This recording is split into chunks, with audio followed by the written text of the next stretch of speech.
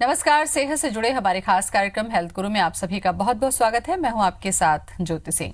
कमर दर्द आज एक आम समस्या बन गई है। आज महानगरों की आपाधापी भरी तनावपूर्ण जीवन शैली, गलत रहन सहन, शारीरिक श्रम की कमी, बैठने और सोने के गलत ढंग जैसी वजहों के कारण लोगों में स्लिप डिस्क की समस्या आमतौर पर देखी जा रही है। अगर आप भी स्लिप डिस्क की समस्या से जूझ रहे हैं तो आप इसे नजरअंदाज बिल्कुल ना करें। इसका सही समय पर इलाज कराना बेहद जरूरी है और अगर आप डॉक्टर की सलाह का सख्ती से पालन करते हैं तो आपके जीवन से ये गंभीर समस्या हमेशा हमेशा के लिए दूर हो सकती है। तो कमर दर्द जैसी समस्या का कारण हो सकता है कि स्लिप डिस्क हो या इससे आपके उठने बैठने के तरीके की वजह से, जीवन शैली में बाधा की वजह से भी इस तरीके की तकलीफ होती है। तो आप इसे नजरअंदाज ना करें, डॉक्टर से तुरंत परामर्श लें क्योंकि इस समस्या का निदान पूरी तरीके से संभव है। और इस पर चर्चा करने के लिए हमारे साथ स्टूडियो में मौजूद हैं श्री मेडिशाइन हॉस्पिटल के senior neurosurgeon doctor Rajesh Jain. Doctor Rajesh, बहुत बहुत स्वागत है।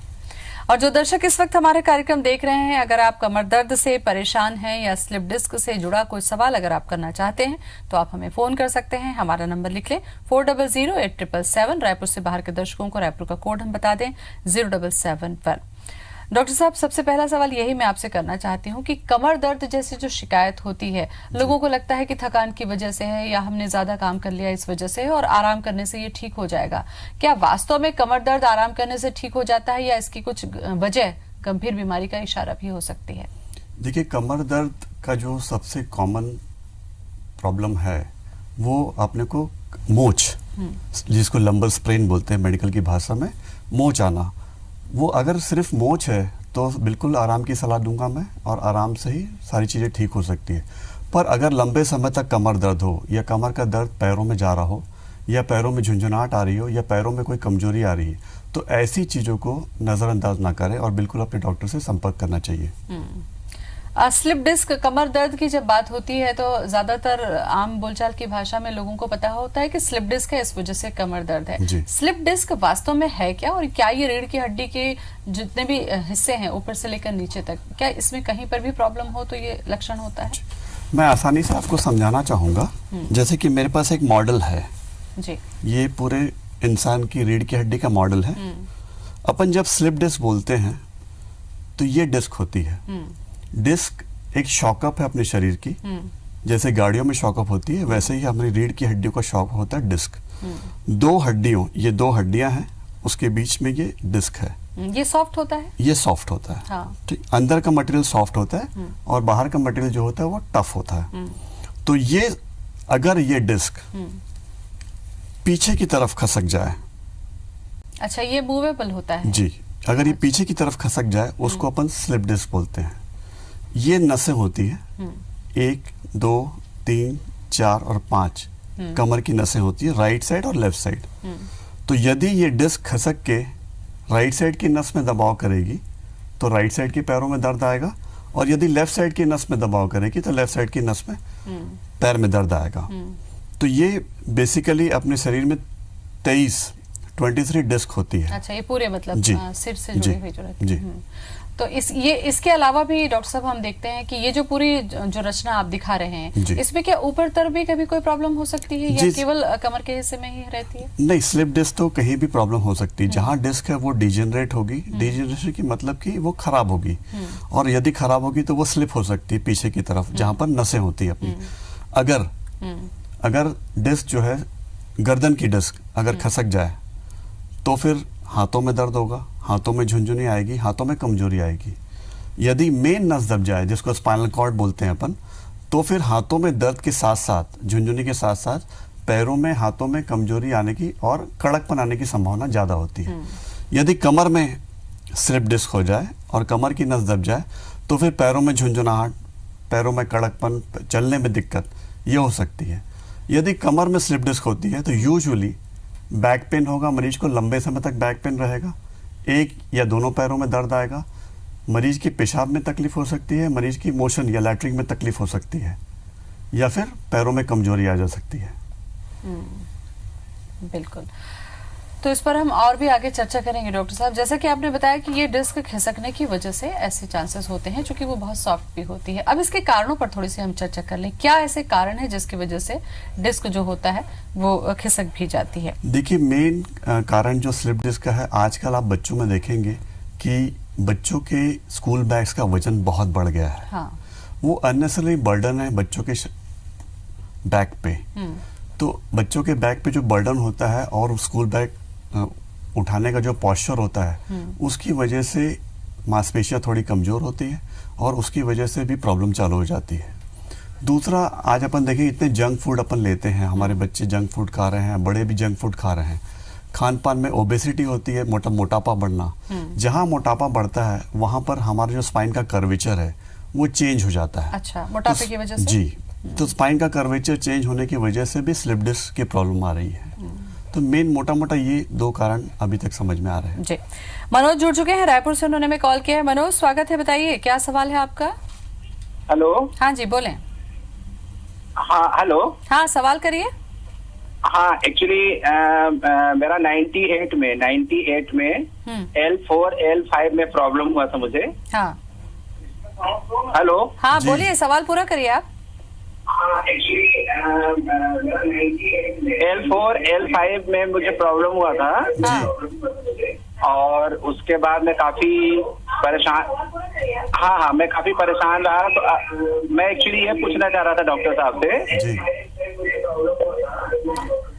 इस तरीके से वक्त बहुत ज्यादा जाया होता है। आप सवाल भी कर रहे हैं, टीवी से भी सुन रहे हैं। मैं दर्शकों से बिल्कुल अनुरोध करूंगी कि आप सवाल करते हैं, समय बहुत कीमती है, आप बिल्कुल पॉइंट टू पॉइंट अपना सवाल करिए ताकि जवाब दिया जा सके।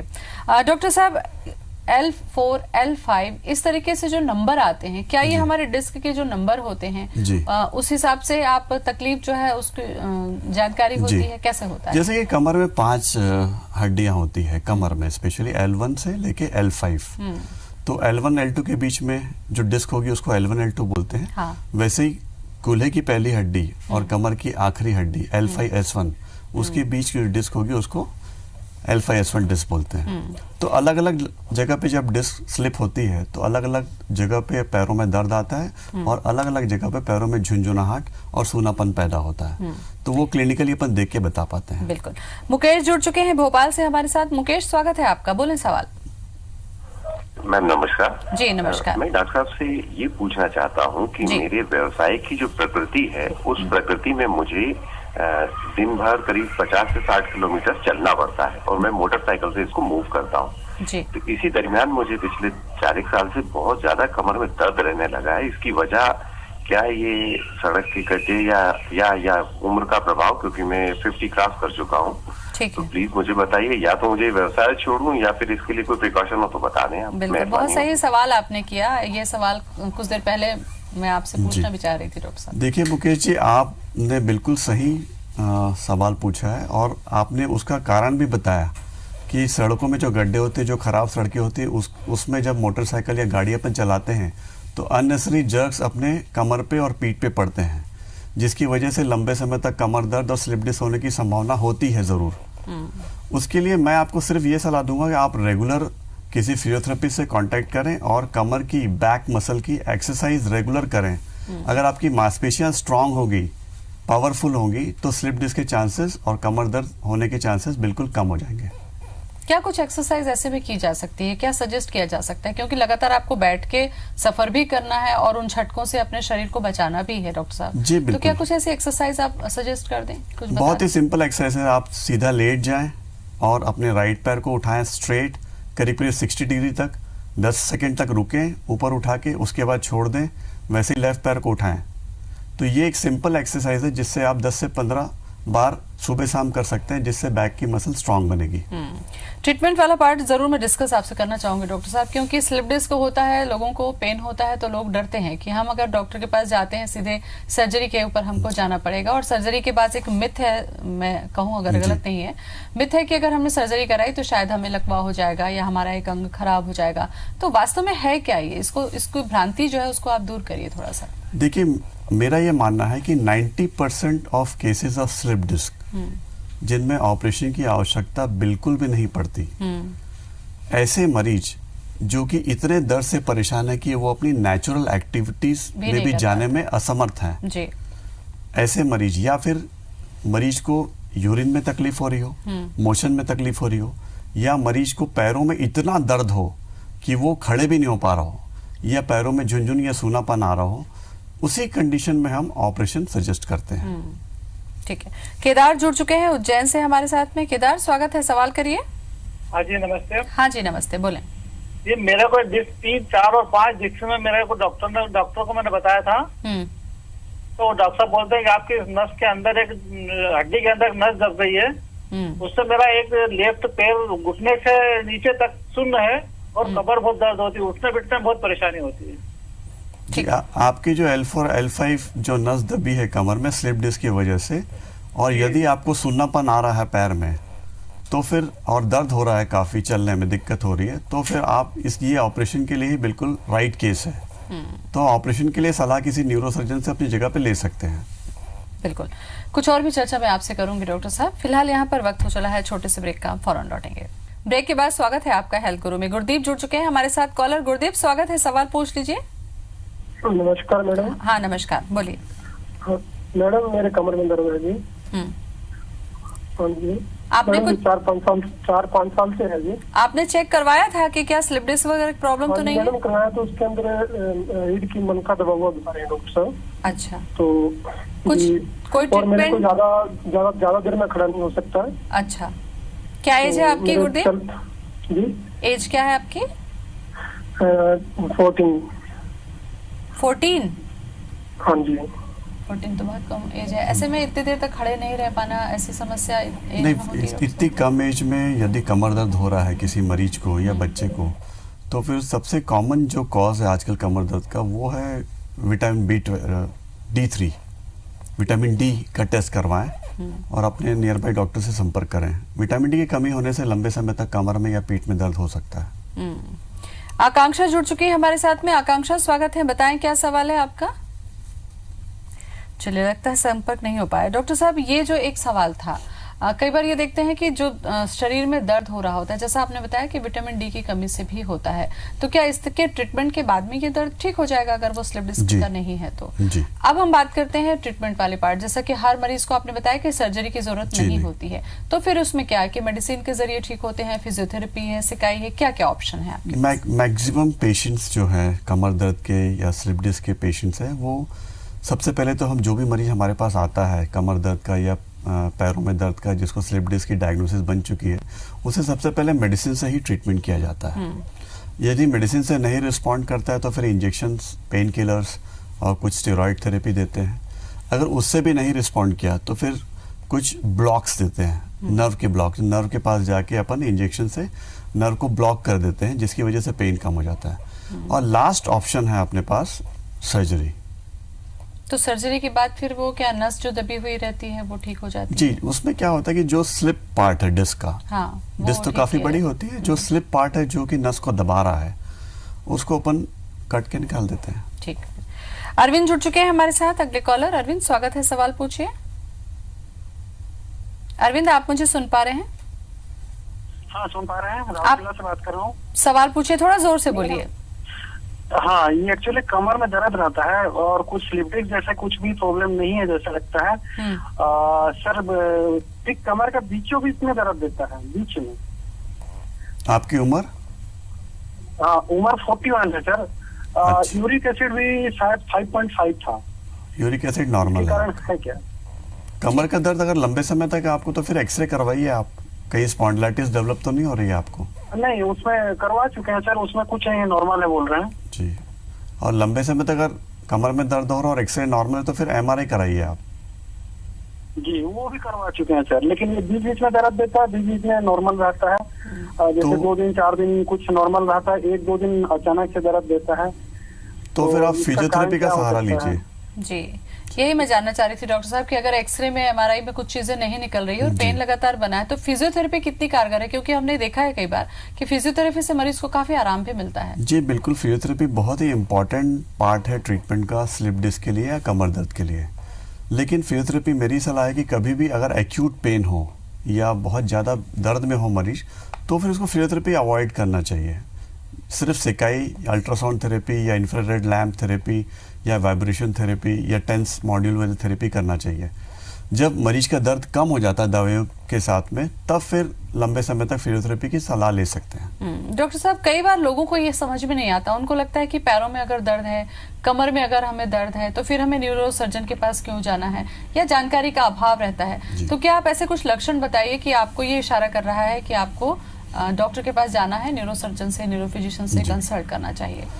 ऐसा कोई भी मरीज जिसको 6 हफ्ते से ज्यादा कमर दर्द हो, या ऐसा कोई भी मरीज जिसको पैरों में दर्द आ रहा हो, राइट या लेफ्ट कोई भी पैर में, दर्द के साथ में झुंझुनी आ रही हो, झुंझुनी के साथ में अगर सूनापन आ रहा हो, या फिर उसकी यूरिन पे रुकावट आ रही है या मोशन में रुकावट आ रही है, ऐसे मरीज को न्यूरोसर्जन की तरफ जाना चाहिए, उससे कंसल्ट करना चाहिए। अनिल जुड़ चुके हैं पुणे से, इन्होंने कॉल किया हमें। अनिल, स्वागत है आपका, सवाल करें।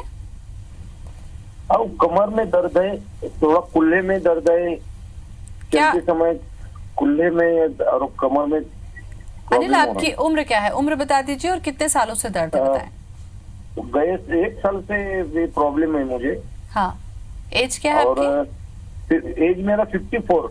अच्छा, 1 साल से प्रॉब्लम है डॉक्टर साहब, जैसा कि बता रहे हैं, कमर में भी है और शायद कूल्हे में भी दर्द रहता है बोल रहे हैं, तो क्या ये भी स्पॉन्डिलाइटिस हो सकता है? जी, कूल्हे में अगर दर्द आ रहा हो और पैरों में या थाइज में दर्द आ रहा हो, तो फिर स्लिप डिस्क की संभावना बढ़ जाती है, तो फिर इनको एमआरआई की सलाह दूंगा मैं। एमआरआई करना चाहिए। बिल्कुल।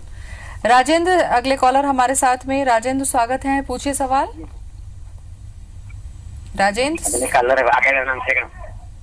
पूछिए सवाल पूछिए। मैडम, मैं बालाघाट में रहता हूँ, मध्य प्रदेश बालाघाट। हाँ, तो सर मैडम, मेरा क्वेश्चन है कि मैं वीकनेस टाइप का लगता है मुझे, 38 ईयर्स मेरी एज है। हम समझ नहीं पा रहे हैं, थोड़ा सा जोर से बोलिए, साफ बोलिए। हाँ, मेरा 48 के वेट है। हाँ हाँ मैडम, हेलो। बोलिए, सवाल करिए। और मुझे सर वीकनेस रहती है, कमजोरी रहती है, हाँ, कमजोरी रहती है, और मेरा वजन 48 ईयर का है, 48 केजी है। चलिए, आप आज का जो टॉपिक है हमारा, हम इस पर चर्चा नहीं कर रहे हैं, हम आपको बता दें स्पॉन्डिलाइटिस पर हम चर्चा कर रहे हैं। डॉक्टर साहब, इसमें थोड़ा सा आगे मैं बढ़ूंगी। अभी तक हम कमर के दर्द की चर्चा कर रहे हैं, पैरों का दर्द, झुनझुनी, सुनपन, ये आपने बताया जो अगर कमर से तकलीफ है। कई बार हम देखते हैं कि गले में भी प्रॉब्लम होती है और हमें लगता है कि उटपटांग सोने की वजह से है या तकिया गलत लेने की वजह से है, और फिर अगर ये दर्द लंबा बना हुआ है, तो क्या ये भी स्पॉन्डिलाइटिस हो सकता है जिसकी जानकारी लोगों को नहीं होती? जी, यदि कोई मरीज लंबे समय तक हैवी वेट लिफ्टिंग करता हो या बहुत ज़्यादा गर्दन की मूवमेंट्स करता हो, तो उसको सेम जो प्रॉब्लम कमर में होती है स्लिप डिस्क, वो प्रॉब्लम गर्दन में भी हो सकती है। तो गर्दन में स्लिप डिस्क के साइंस सिम्टम्स होते हैं, जैसे लंबे समय तक गले में दर्द, गले की मूवमेंट में दिक्कत, घुमाने में दिक्कत, पेन होना, स्टिफनेस आ जाना गर्दन में, हाथों में दर्द आना, हाथों में झुनझुनी होना या सूनापन आना, ये स्लिप डिस्क के सिम्टम्स होते हैं। जी। संजीव जुड़ चुके हैं राजौरी से हमारे साथ। संजीव, स्वागत है, पूछिए सवाल। हेलो मैडम जी, नमस्कार। हाँ जी, नमस्कार, बोलिए। टीवी की आवाज सबसे पहले आपसे मैं चाहूंगी, टीवी की आवाज आप कम कर दें, उसके बाद ही सवाल करें। ठीक है जी। मैडम जी, मुझे ना सर्वाइकल प्रॉब्लम हुई थी। क्या प्रॉब्लम हुई थी? सर्वाइकल प्रॉब्लम हुई थी गर्दन के नीचे से। ठीक है। मैंने जम्मू जाके डॉक्टर को चेक करवाया था, उसने कहा कि आपकी जो हड्डी है बढ़ गई है, जिसकी वजह से नसें दब गई हैं आपकी। आप समझ पा रहे हैं डॉक्टर साहब? हाँ जी, उन्होंने फिर बोला कि आपका ऑपरेशन होगा। गले में इनको दर्द रहता है, ऑपरेशन? नहीं, गले के नीचे से नसें दब गई थी, नस दब गई, सर्वाइकल प्रॉब्लम थी जी। ठीक है। तो ये जानना चाह रहे हैं कि सर्जरी करना उचित होगा या नहीं, शायद ये सवाल आप करना चाह रहे हैं? नहीं मैडम जी, सर्जरी मैंने करवा ली है, 6 महीने हो गए। अच्छा, फिर अब क्या तकलीफ है? अब अभी भी मुझे चलने में बड़ी प्रॉब्लम होती है, अभी भी एक जो दाई टांग है वहाँ तपिश वगैरह रहती है। देखिए, आपकी जो नस में दबाव रही होगी वो काफ़ी लंबे समय तक दबाव रही होगी, जिसकी वजह से कुछ परमानेंट चेंजेस हो जाते हैं स्पाइनल कॉर्ड में, और उसकी वजह से पैरों में अकड़न, पैरों में दर्द और सूनापन और झुनझुनी बनी रह जाती है कई बार, पर वो समय रहते काफ़ी हद तक ठीक हो जाती है। डॉक्टर साहब, जैसा कि आपने बताया कि बहुत सारे कारण आपने बताया स्पॉन्डिलाइटिस होने की, क्या कुछ ऐसे कारण भी होते हैं कि बीमारी की वजह से आपकी कमर में तकलीफ होने शुरू हो जाए? क्या इन्फेक्शन की वजह से ऐसी तकलीफें होती हैं, या कई बार हम देखते हैं कि एक्सीडेंट हो गया या गिर गया, चोट लग गई हमें, क्या ऐसी स्थिति में भी ये सब दर्द सामने आ सकता है? जी बिल्कुल। जो सबसे कॉमनेस्ट जो अपन देख रहे हैं इन्फेक्शन, जो आप जैसा कि आपने बताया, वो ट्यूबरकुलोसिस इन्फेक्शन अगर डिस्क में हो जाए तो फिर उसमें लंबे समय तक कमर दर्द और पैरों में दर्द आ सकता है। कोई चोट की वजह से हड्डी फ्रैक्चर हो सकती है, रीढ़ की हड्डी फ्रैक्चर हो सकती है, या स्लिप डिस्क भी हो सकती है। तो उसकी वजह से भी सेम प्रॉब्लम जैसे कि डिजेनरेटिव डिस्क में होता है, वो भी सेम प्रॉब्लम आ सकती है। डॉक्टर साहब, मैं आपसे जरूर ये चर्चा करना चाहूंगी कि हमारा खान पान, और जैसा आपने बताया विटामिन डी की कमी से भी है, या फिर हमारा जो उठने बैठने का तरीका है, ये क्या बहुत ज्यादा जिम्मेदार होता है इस तरीके की जो तकलीफ है उसके लिए? जी बिल्कुल, हमारा खान पान तो बहुत ज़्यादा जिम्मेदार है। जैसे कि जो अपन जंक फूड खाते हैं और जो डाइट लेते हैं, उसकी वजह से जो अपने शरीर में मोटापा आता है, वो एक कारण होता है। दूसरा, लंबे समय तक वेट लिफ्टिंग करना, अनसुपरवाइज्ड वेट लिफ्टिंग करते हैं कई लोग, जिम करते हैं जो अनसुपरवाइज्ड जिमिंग करते हैं, उसकी वजह से भी स्लिप डिस्क की संभावना बढ़ जाती है। कुछ सजेस्ट करना चाहें जो दर्शक हमारा कार्यक्रम देख रहे हैं, उनके लिए कुछ संदेश आप देना चाहें कि किस तरीके की सावधानी उन्हें अपने लाइफस्टाइल में रखनी चाहिए? तो खान पान में तो बिल्कुल सावधानी रखनी ही चाहिए अपनी। दूसरी, लंबे समय तक वेट लिफ्टिंग ना करें और बहुत ज़्यादा कमर से झुके ना। यूजुअली एक करवट से उठें, कभी भी सीधा ना उठे, एक करवट से उठे। दूसरा, कोशिश करें कि लंबे समय तक जमीन पर ना बैठें जी। और अगर लंबे समय तक कमर में दर्द है या दर्द चालू हो गया तो फिर हल्की सी कमर की बैक मसल की एक्सरसाइज चालू कर दें तो जल्दी ठीक हो जाएगा। चलिए, बहुत अहम चर्चा आपने की डॉक्टर साहब, बहुत सुझाव भी दिया, बहुत बहुत धन्यवाद आप। Thank you. इसी के साथ हमारे खास कार्यक्रम में आज बस इतना ही। मुझे दें इजाजत, आप बने रहें IBC 24 के साथ। नमस्कार।